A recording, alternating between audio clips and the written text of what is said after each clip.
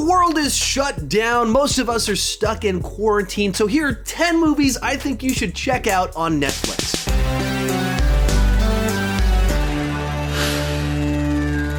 Hi, my name is Sean, and I love to talk about movies way too much. With that in mind, go ahead and join me down below in the comment section. Make some of your recommendations for what movies people should check out on Netflix, and let us know what country you're in, because every country has different movies for their Netflix catalog. I'm in the United States, so this list of recommendations will mostly only work for the United States. As I go into this, I'm not gonna give like the obvious stuff. I'm not gonna mention Marvel movies, Pixar, Christopher Nolan, Dark Knight, stuff like that. Too obvious. I'm trying to find stuff in that sweet middle. They're not super obscure deep cuts. They're kind of stuff that maybe you haven't checked out. Maybe you don't know that they're on Netflix. And if you like my content, my kind of opinions, these are movies that I would recommend. One final thing before we get started, there's a companion video to this over on Patreon with 10 more recommendations for movies that are on Netflix right now. With that said, let's get started. First up is going to be Tremors. This is a movie that I believe just last month turned 30 years old. It stars Kevin Bacon. It's about these creatures that are under the ground and can attack this small town. And so the people get stranded there and they're trying to escape. And it's a little bit horror, it's a little bit comedy, it's a little bit action. Nice quirky tone about it. And so if you're someone that, if you haven't checked this one out, I definitely recommend it. There's a whole bunch of direct-to-video sequels and a TV show of varying degrees of quality, but the original one with Kevin Bacon is definitely one that I recommend checking out. Next recommendation, The Last Samurai. This is a Tom Cruise movie from, 17, 18 years ago. And essentially, it's the same basic plot as Avatar, Pocahontas, Dances with Wolves, but it's my favorite out of all of those movies that has this Civil War soldier who's kind of a train wreck, going to kind of move in to try and train some soldiers to take out the last of the samurai, and then he ends up living with the samurai and starting to appreciate their culture and starts training with them and has to battle. It's very cool movie, beautifully shot, Hans Zimmer score, and I love the aesthetics of movies like this. It's got Ken Watanabe in it, and if you like that story template, this is my personal favorite of those movies. Then we have Always Be My Maybe. Now, this is a Netflix original film, so no matter where you're at, they will have this one on there. It's got Randall Park, and it's kind of a rom-com about these two people that kind of hooked up in high school, and then 20 years later, they kind of re-meet again. Has a great little sense of humor. Has an amazing cameo inside of it. In case you haven't seen the trailer for this one, watch like the first minute, and if you like it, stop watching it. It spoils this. Like the best cameo of last year's in this movie, and you'll know exactly what it is when this person shows up. But nice, sharp sense of humor, very likable lead actors. I'd love to see Randall Park and Ali Wong and more stuff. And so yeah, I really enjoyed this one. This was kind of like the date night movie for one, something a little bit romantic, funny. A lot of my list is going to be a little more masculine, dude, violent movies.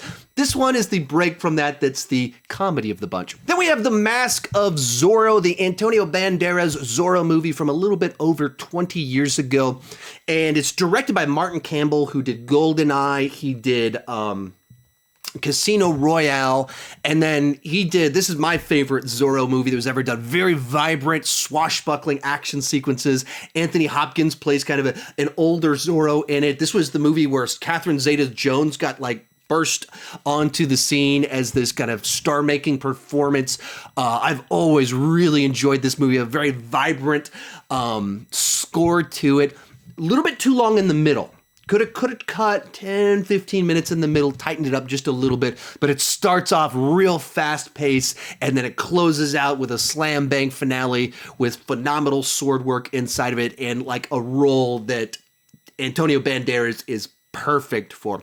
Then we got Hancock. This is a movie that I'm surprised hasn't gotten more discussion in light of how popular superhero movies have been over the last or since it came out. They were huge when it came out, and then they got even bigger afterwards with the MCU just dominating the box office. Stars Will Smith as kind of this superhero that's a bad, like he says superpowers, but he's like a train wreck of a person. And so a PR company tries to get him to like fix his reputation and become the superhero that he can be. Now, here's what I'll say about this one. This is probably the reason it doesn't get talked about enough. about 60-70% of the way through the movie, it goes off the rails. And it feels like you have the first hour and 15 minutes or so, or however long it is like a really interesting little take on the superhero genre. And then the last 45 minutes is the bad sequel tacked onto it. And it's like an exact moment in it. You can pinpoint where this thing goes off the rails instantly, when it loses things. But for that first hour and 15 minutes, real neat little concept for a film with Will Smith as the superhero character, Jason Bateman as the PR guy, and then Charlize Theron as another character in it that plays heavily into the plot. And so in light of where the superhero genre is at, this is an interesting little film that really I'm kind of surprised it doesn't get talked about more. All right, real quick in the middle here, I'll put 3 TV recommendations. The first one is a TV show called Person of Interest.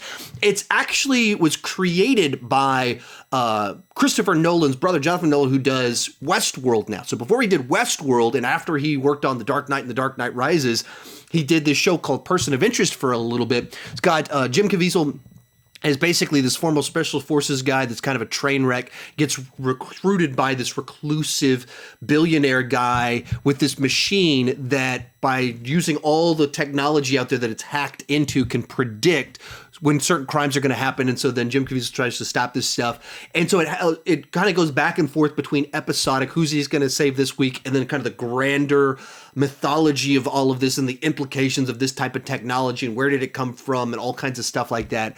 That is a show that I really enjoyed. Then 2 that kind of go side by side. They're Netflix originals. It's called The Toys That Made Me and The Movies That Made Me. And essentially they're these 45-minute little documentaries about different subjects. So on the toys, I'm going to go through G.I. Joe, Star Trek toys, Star Wars toys, Teenage Mutant Ninja Turtles, and kind of give the whole history of where kind of the toy explosion came from. If you're kind of on the younger side, you're probably not the right age for it. It plays very much into nostalgia for people that are my age. Like the stuff that they picked, it's like amazing how good they are, being like the exact stuff that I would be like, yeah. That's what it covers. And then they had a sequel, and there's 3 seasons. I think there are 4 episodes, each, so about 12 episodes of that one. And then they did a sequel series called The Movies That Made Us. That's the same sort of idea, these little documentary behind the scenes makings of certain movies. And so you got like Die Hard, Home Alone, Dirty Dancing, and I think Ghostbusters. There's only 1 season of that one. It came out just a couple months back, but I've loved every episode of them that I've watched of both of those shows. Back to movies, Robin Hood, Prince of Thieves. Now, I was probably the perfect age when this movie came out to just kind of fall in love with it, because it was like right when my mom would let me see violent PG-13 movies, and this one has no shortage of people getting chopped up with swords and getting shot with arrows and hands cut off and things like that. And so I just absolutely loved this movie when it came out. I've always enjoyed it. It gets picked on quite a bit because Kevin Costner's accent kind of comes and goes a little bit. But you've got Hans Gruber himself playing the Sheriff of Nottingham, just doing this chewing up scene with these big, gigantic performance that's just a ton of fun to watch. Morgan Freeman is kind of like the wise mentor character to Kevin Costner as Robin of Luxley. And so I just always really enjoyed this one. It's a real great score to it as well that a bunch of other people started using. The production company used it as their theme song, and then Disney used it for like their direct on their their commercials on their videos to promote their other home video stuff. They used the score from Robin Hood, Prince of Thieves in those. Then we've got Drive, to move in a very different direction. It's kind of an indie darling from about 8 years ago. Everybody that was a hipster or anything like that fell in love with this movie because of the ultra cool vibe. With Ryan Gosling as this driver that does underground crime type stuff. It's got a bit of a revenge vibe. Bryan Cranston's in it just a little bit. Very cool soundtrack, deliberately paced.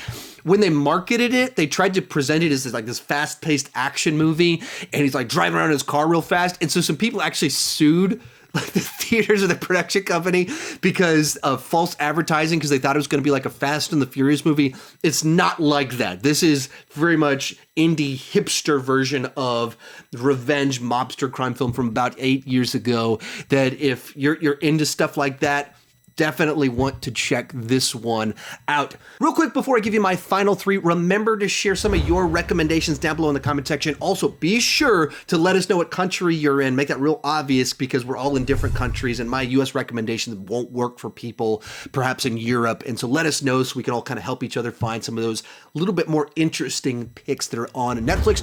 And also remember, I have a companion video to this over on my Patreon page. If you join at any level, you can unlock that and get 10 more recommendations for stuff that I think you should check out that are on Netflix right now. Then we've got Miracle. This is a movie from the director of Warrior, and it's more of a family sports drama as like Warrior, pretty heavy alcoholism and stuff like that. This one's more of a family film.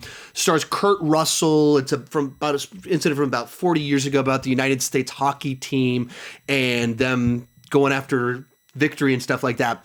And so just kind of sports inspirational type film, and from a director that does that genre very well. And of course, Kurt Russell is always great, so it's fun to see him in anything. Next, we've got As Good as It Gets. This is a movie from the late 90s with Jack Nicholson in it as kind of this obsessive compulsive writer guy that just treats people horribly, says horrible things, and is kind of this train wreck. And it's kind of him discovering how to connect with people again.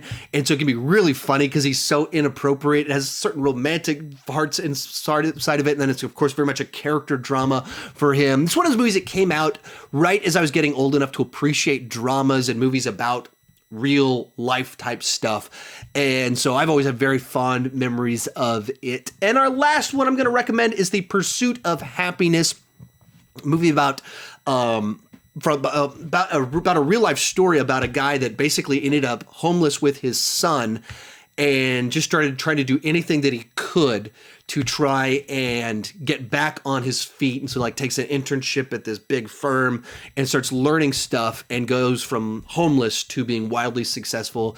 It stars Will Smith and then his son Jaden in it. And just one of those movies that, being a guy in the 90s, Will Smith was like the coolest actor and you always saw the charm version of him.